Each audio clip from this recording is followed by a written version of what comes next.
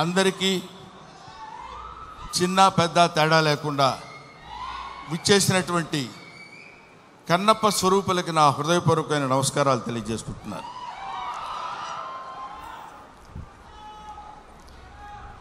వీడికి ఏం పోయే కాలం ప్యాంట్ షర్ట్ వేసుకొని రావచ్చు కదా అనుకోవచ్చు అందరూ.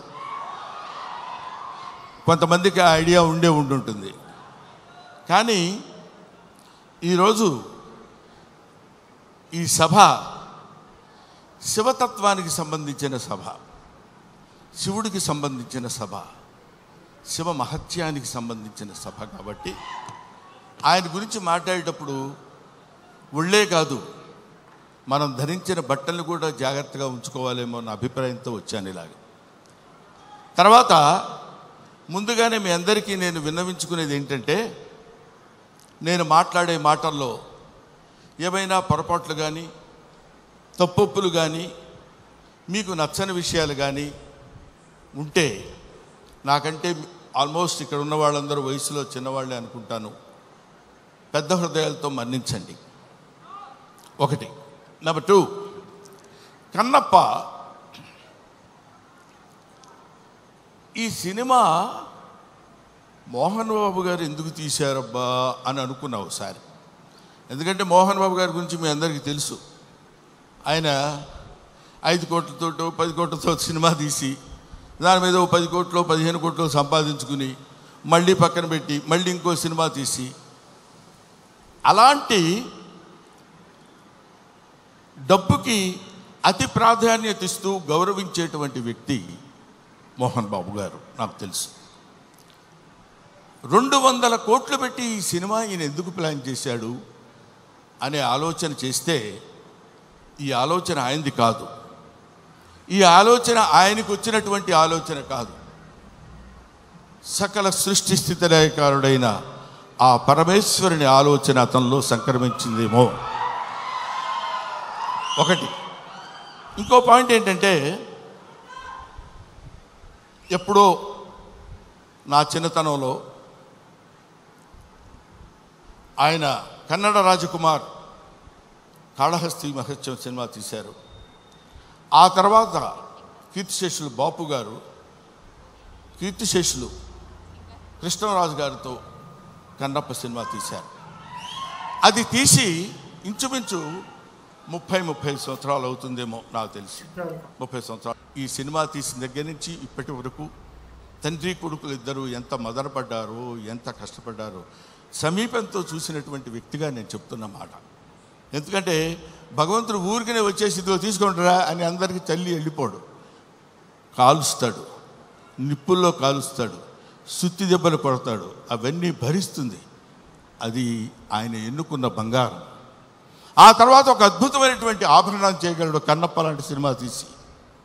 అటువంటి సినిమా తీయడానికి ఉద్యుక్తుడైనటువంటి ఆ వ్యక్తి ఏవైనా సినిమాలు తీశాడు అనుకోండి, మీరు వదిలేసేయండి, దాని గురించి మనం పెద్ద పట్టించుకోవాల్సిన అవసరం లేదు. ఆయన విమర్శించండి, వాళ్ళ నటన విమర్శించండి, వాళ్ళని ఇంకేదో విమర్శించండి, తప్పు లేదు. ట్రోలింగ్ చేయండి, తప్పు లేదు. కానీ ఇక్కడ డబ్బు కోసం సినిమా తీసినా, ఇంకో కోసం సినిమా తీసినటువంటి కంటెంట్ ఏంటంటే శివభక్తి. 30-40 సంవత్సరాల తర్వాత, 50 సంవత్సరాల తర్వాత ఇప్పుడున్నటువంటి కుర్రకారుకి శివతత్వాన్ని, భక్తితత్వాన్ని, దైవత్వాన్ని తెలియపరచడం కోసం తీసిన ఈ సినిమాని మీ అందరికీ చేతులెత్తి శిరసావహించి మీరు నమస్కరించి, వినమ్రతతో నమస్కరించి చెప్పేది ఏంటంటే, ఈ సినిమాని ఆదరించండి, అభిమానించండి, అల్లరి మాత్రం చేయకండి. ఎందుకంటే శివుడు ప్రతి ఇంటా చేరాలి, ప్రతి గుండెలో చేరాలి, ప్రతి మనస్సుకి చేరాలి. అటువంటి చేరాల్సినటువంటి కొంచెం వాటర్ ఇస్తారండి. 1 సెకండ్.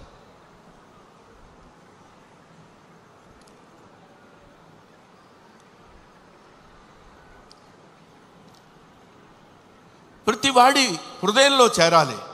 ప్రతివాడి హృదయంలో ఉన్నటువంటి అద్భుతమైనటువంటి దీపాన్ని వెలిగించేటువంటి ప్రయత్నం చేశారు. కాబట్టి ఈ సినిమా దిగ్విజయంగా ఉండాలని మనస్ఫూర్తిగా కోరుకుంటున్నాను.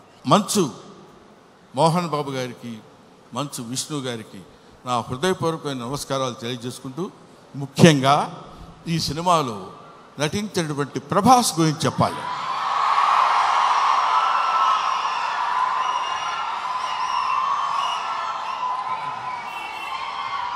ప్రభాస్ అంటే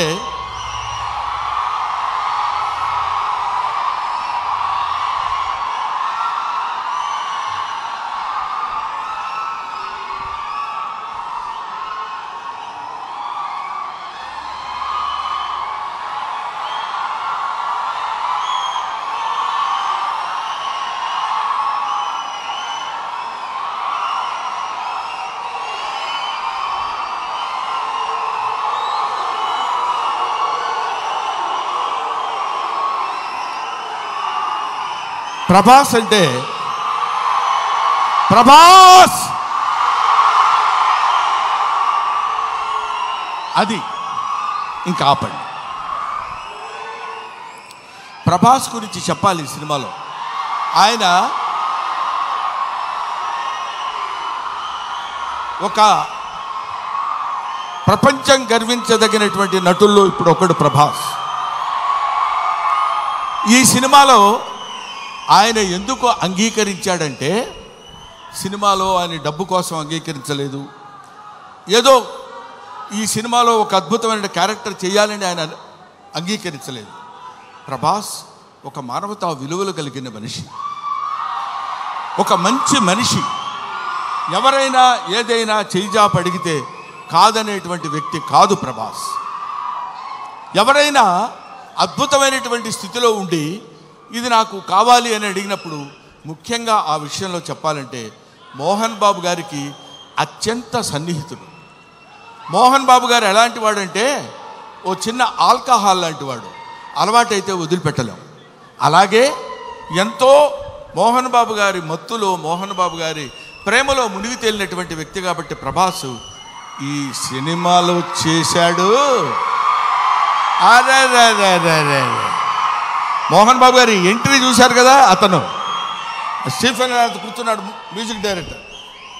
ఆ మోహన్ బాబు గారి ఎంట్రీ అలా పెడితే ప్రభాస్ శివప్రభాసుడు. అతను శివుడి చేత ప్రకాశవంతంగా పెరిగేవాడు, 6 అడుగుల అందగాడు. అతను విగ్గు పెట్టుకుని అలా వస్తున్నప్పుడు ఒళ్ళు గగురు పొడిచి వీర తాండవం, శివ తాండవం చేసేటువంటి విధంగా ఆ సినిమాలో నటించాడు ప్రభాస్. నేను చూశాను. ఆహా, ఇది కదా సినిమా, ఇది కదా శైవభక్తి, ఇది కదా దైవభక్తి అని నిరూపించేటువంటి సినిమా. ఇటువంటి సినిమాలు మనం చూడాలి, మన పిల్లల చేత చూడించాలి. మన భక్తి రసాన్ని భారతదేశంలో పెంపొందించే విధంగా చేయాలని మనస్ఫూర్తిగా కోరుకుంటూ, ఓం నమః పార్వతీపతయే, హర హర మహాదేవ, శంభో శంకర. హర హర మహాదేవ, శంభో శంకర. అందరి స్పీచ్లు అయ్యేంత వరకు బ్రహ్మానందం గారు ఇక్కడే ఉండవలసిందిగా రిక్వెస్ట్ చేస్తూ